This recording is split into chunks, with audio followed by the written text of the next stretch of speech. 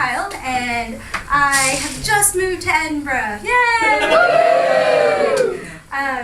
I've just started my master's in science communication, and technically I should be doing my assessment right now, but I'm procrastinating, so YOLO! Yeah! In my past life, before moving to Edinburgh, I was a palaeoanthropologist, an archaeologist, and that was kind of the thing that I did for the past 8 years, and I had to move and pack up my stuff, and in the process of packing up my stuff, I found an old diary from my very first excavation. So if you don't mind, I'd like to share the first page of the first night from my excavation.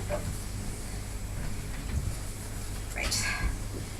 My dear Indy, I hope that's okay. I figured I've known you all my life watching your trilogy. I feel I can forgo the formalities of calling you Dr. Jones. Bro, what the fuck? You go around the world discovering perfectly preserved temples, right? Run straight through them without even as much as a picture to document your discovery. Then run off with the gold as the whole place crumbles to pieces. Yes, that gold idol does belong in a museum, but what the fuck? What about that temple? Or that holy grail? You didn't even take notes, man.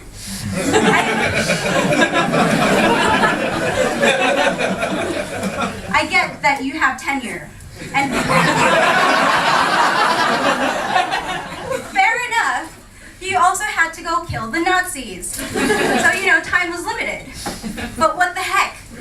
You made it look so damn easy. It looked so glamorous. You lied to me, Indy. I'm not yours anymore, Kyle. So, that was from my first night of excavating. It was a Roman archaeological site from 1 AD, Jesus time.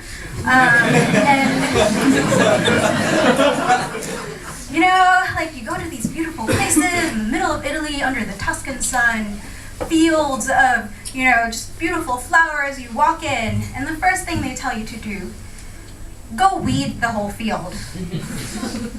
I paid 20,000 pounds for a year of uni to get a degree in anthropology, archaeology, to go fucking weed a field? Are you kidding me? Seriously.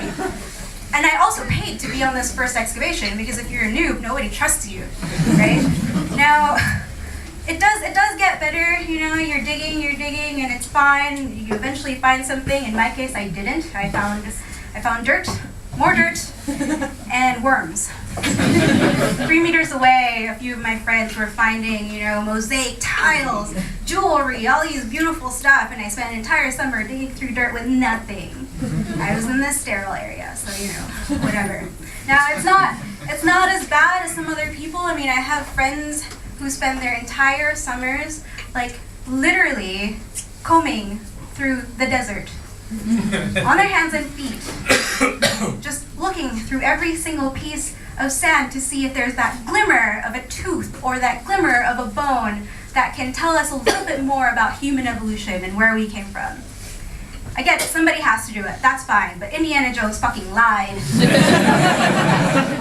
Now, it does get better, right? But the other stuff too that he lied about was a fucking kit.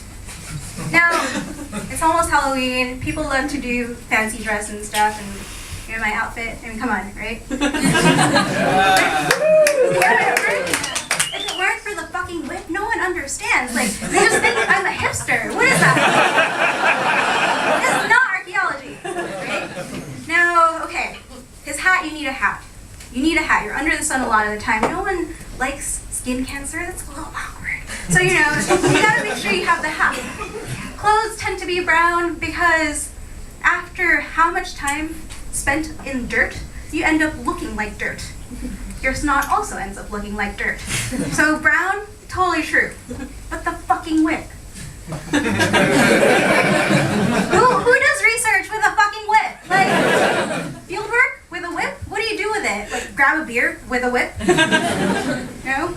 Well, maybe, I mean, if you're a postgrad, you probably have to use it for the undergrads. I mean, that's as far as it goes. Now, like I said, it does get better. Eventually, I managed to go to an older site, a 50,000-year-old site, and it was fantastic. I started finding the things that I like. No offense to classical archaeologists in the room. Anybody? No? Okay, good. I'm not into ceramics. Plates, not my thing. It's just not my jam. What I like are bones. Bones are fantastic. I am really excited about bones. Older bones, the better. They're fantastic. It's like sometimes you find something and it's a bone that belongs to an animal that lived long before us humans were even there. It's amazing. Like, it's really great. Now I'm about to drop some knowledge on you guys, so I hope you're listening. If you're digging and you're not finding anything, and then you suddenly find something, to tell the difference between a bone and a piece of stone, you lick it. Yeah, you just lick the shit off of it. You lick it the first time to clean it off, the second time to see if it sticks to your tongue. If it sticks to your tongue, it's bone. Woo, fossil, right?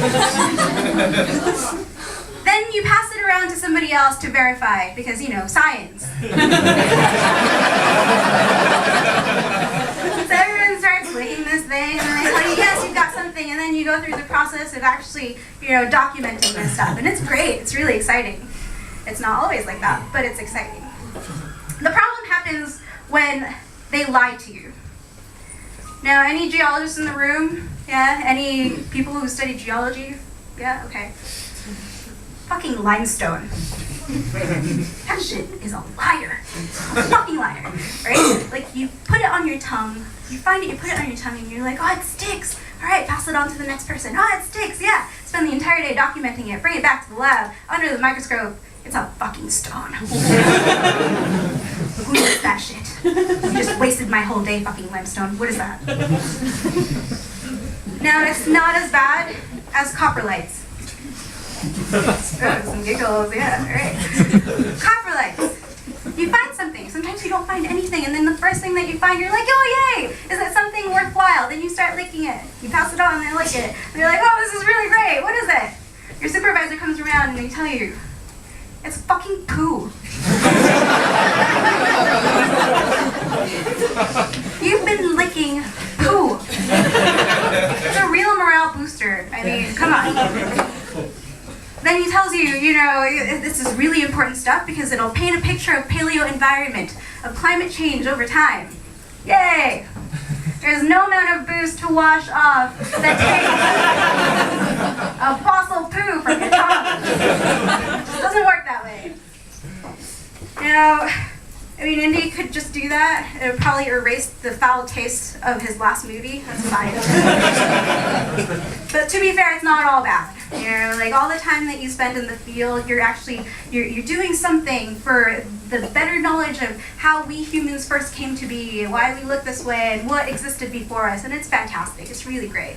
You also make friends. You get to talk to all these multidisciplinary people who can give, you know, the dirt on who slept with whom, and you're like, yeah. Yeah, that's how my professor used to be. Yeah. And, I mean, if you're clever, if you're really clever, you can have people pay for your vacation. It's fantastic. Like, you can actually get paid to go to Fiji. If you're clever. Indiana Jones was not, right? If you were clever, you would get paid to go to that jungle temple and figure how the hell an ancient civilization managed to set up a death trap that lasted centuries. And for Indiana Jones to just completely destroy it, you can do an experimental archaeology where you can remake it to figure out how to kill Indiana Jones. So yeah, fuck you, Indy. Everyone say it with me. Fuck you, Indy.